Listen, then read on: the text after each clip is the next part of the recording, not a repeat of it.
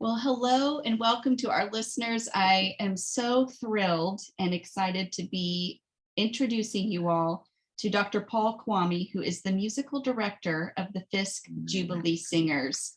We wanted to talk to you guys today to let you know first, there is a 150th year celebration happening for the Jubilee Singers that we thought, hey, this is the right time to be talking to Dr. Kwami because we've actually had Negro spirituals on our list of topics that we wanted to cover for a very long time. And so the intersection of the Jubilee Singers celebrating 150 years of existence, this just felt like the right time to bring this topic to our listeners. And so first of all, Dr. Kwami, welcome and thank you for your time today. Well, thank you very much for having me. And I am just trusting the Lord to show through us who he is and what he wants us to benefit from today's program. That's so good. Amen. Yeah. So good. Well, let's just start for our listeners, maybe who haven't even heard the term Negro spiritual. How would you define it? Negro spirituals consist of a set of songs that were created by slaves during their time of slavery. Someone describes these as songs that the slaves sang from spirit to spirit, and as a result, they're called spirituals.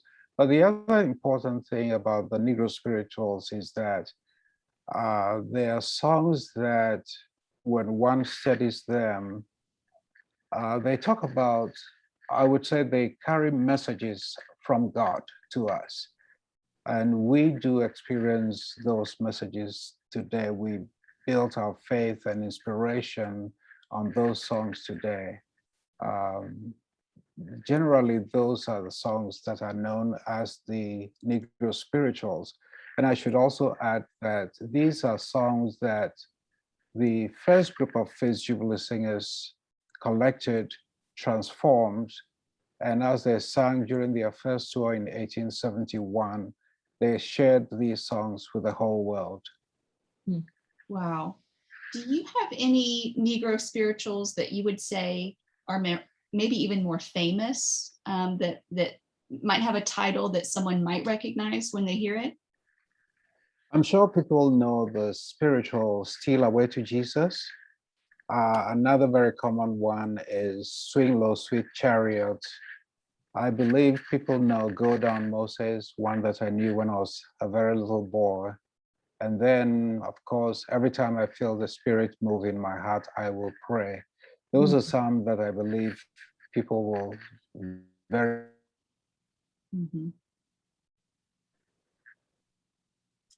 You know, it's interesting. Science has actually proven that there is great healing that comes from communal singing. I think that is so cool.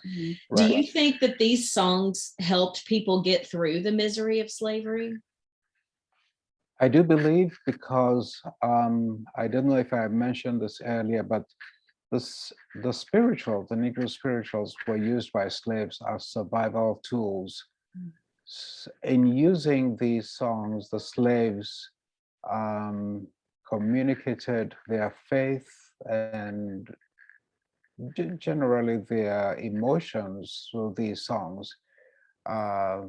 Even if they did not have any other human beings around them to listen to them, sometimes they sang these songs just to express their faith. There's a song, a spiritual, that talks about a slave who, after having a hard time on the plantation, sang this song and said, if nobody else, I'm paraphrasing, but basically said, if nobody else knows of his problems, Jesus was there to know about the problem. So these songs definitely helped them to get through the difficulties of slavery.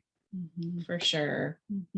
Well, I'm just so proud that this important choral group is from Nashville, because this is our hometown where we were brought up. And since this is the 150th anniversary this year, that means that this original group, you said 1871, those at first Fisk Jubilee Singers, even before it was given that name, likely were slaves. Is that right? They had been former slaves? Majority of them were former slaves. Wow. Before coming to Fisk University. And in reading their stories, wow. Some of them, I would say most of them, had very difficult lifestyles, and they probably would not think that we would be talking about them today.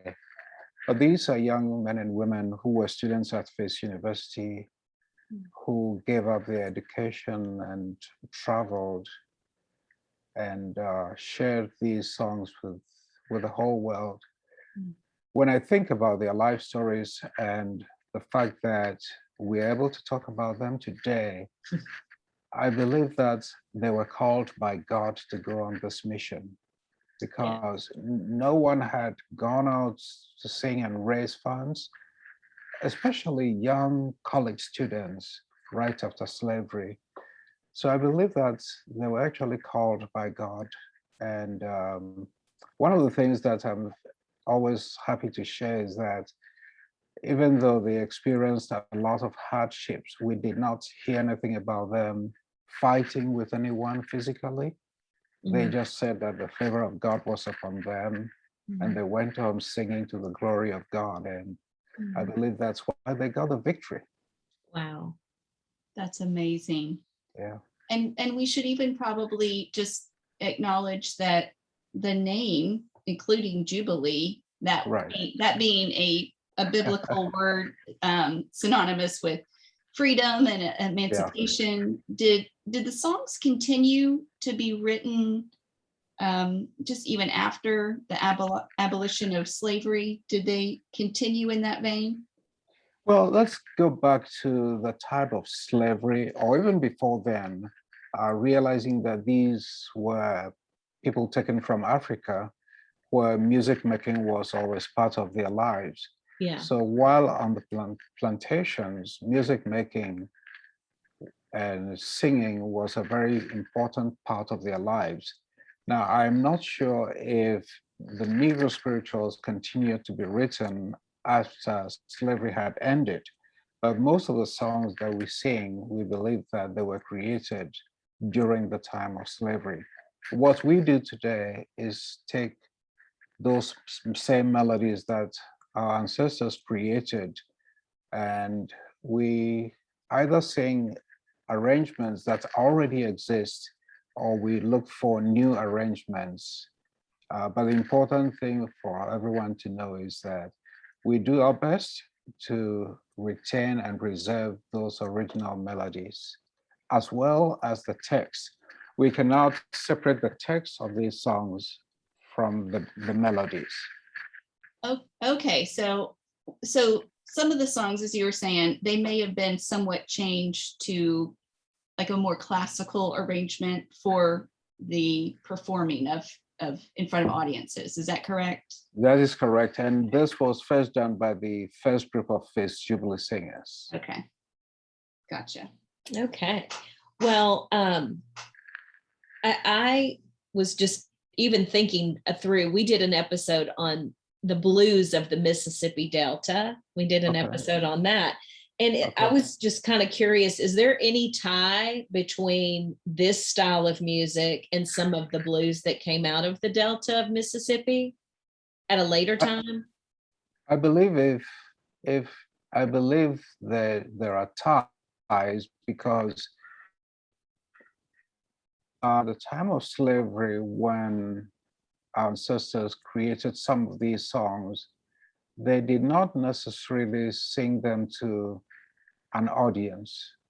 Sometimes it may have been an individual just sitting somewhere and creating a song through which he or she could express him or herself.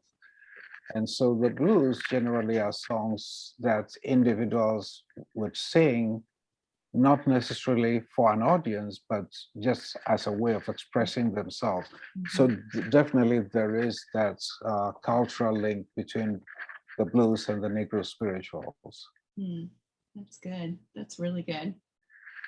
I would say that you, and I'm sure you would agree with this, there have been some really great doors that God has opened to the Fisk Jubilee Singers. You're a quite esteemed group of those that have gotten to see you live, or even that just know you. Even the Nashville community here esteems the Jubilee Singers. So I just wonder, do you have any favorite memories of experiences that have come out of leading the group?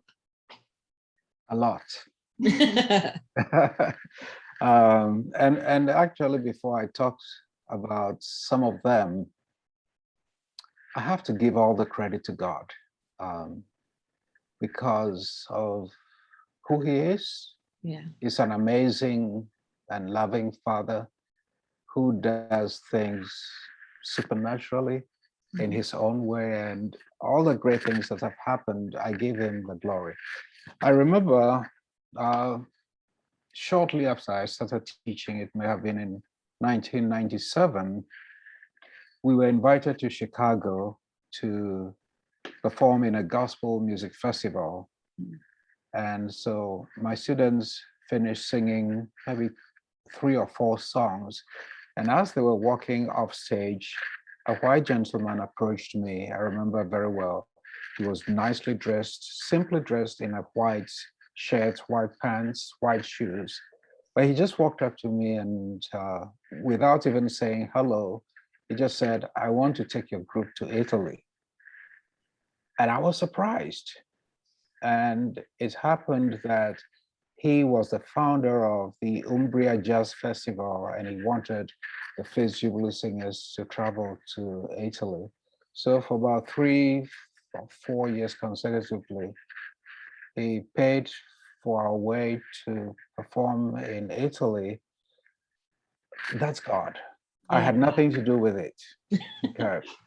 And another beautiful experience was, again, the Fisk Jubilee Singers collaborated with Tennessee Performing Arts Center, and we were able to produce an educational curriculum that was distributed throughout the state of Tennessee.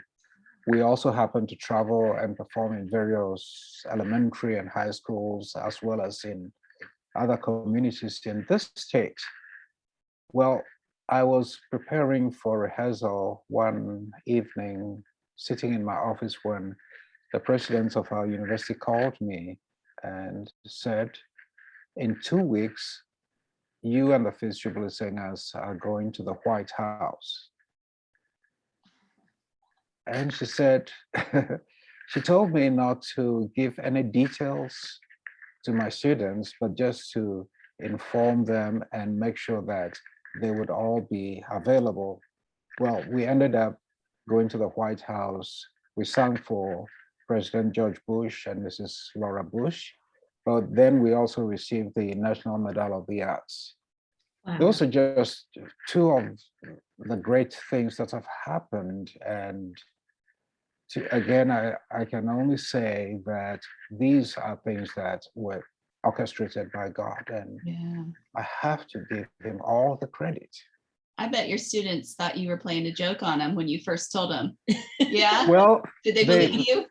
They knew that I was serious, but as I was told, I could not tell them where we were going. I remember one of them asking me to at least give them an idea of where we were going, because it was necessary for them to know the temperature of wherever, what the destination, so they'll be well prepared. No, I did not tell them until the morning when we got to the airport in Nashville. Oh my gosh, how wonderful. Yeah. Wow. Yeah. Wow. And approximately how many students got to go experience on that experience? 16 of them. Okay. Yes. That's fantastic. So fun. Well, it's also wonderful to be located in Music City, as some people call Nashville. Some of us also call it Worship City. Yeah. Yeah. Worship I like City. that. Okay. But you guys got to do a concert that led to a Grammy award-winning album. I love. Right. I wanted to make sure we talked about this. Yes.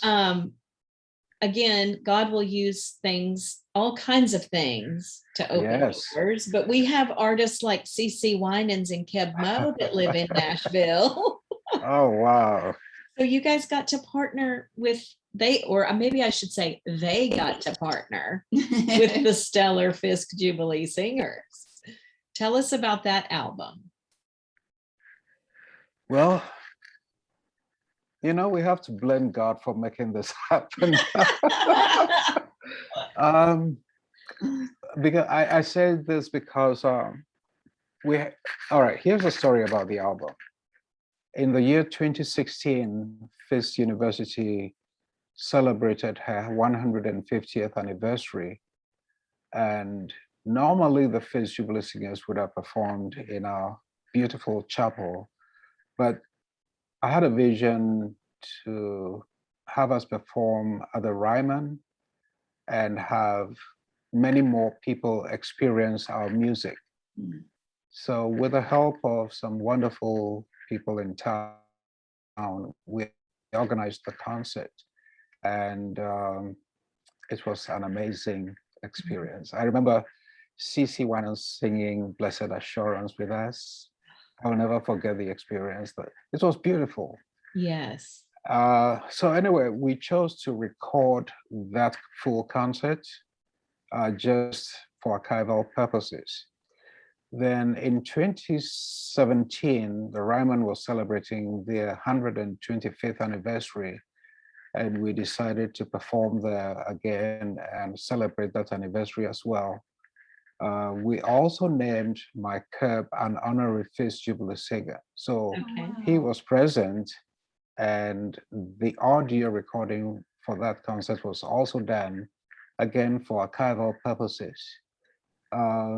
So later on, my Curb came up with the idea that we should pick some of songs from 2016 and the 2017 concerts and compile and release an album. So that's what we did, and it led to our first Grammy. Wow. But again, you know, I again look back at everything that's happened leading to this Grammy.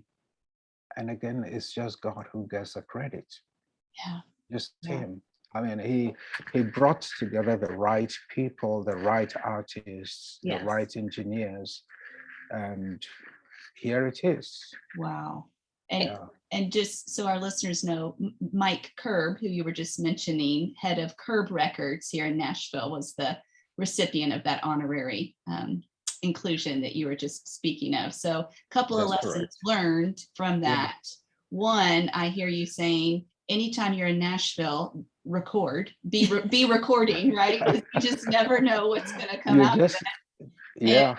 And two, be careful what events you invite record producer or head of record labels to, because they might want to then package it up, because that's how they know how to do best. So, you know, and the beautiful thing is these record producers know how to bring the right people together. Mm-hmm. That's a beautiful thing about Nashville. That's so true. Yeah, yeah. Well, and now, so it's very cool that you guys are going back to the Ryman here in just a few days. Well, I guess I'm saying a few days, just because of the timing of when this recording will come out. But November 11th, you guys are going to be back at the Ryman Auditorium for a 150th celebration. Tell us about that show. What are you expecting?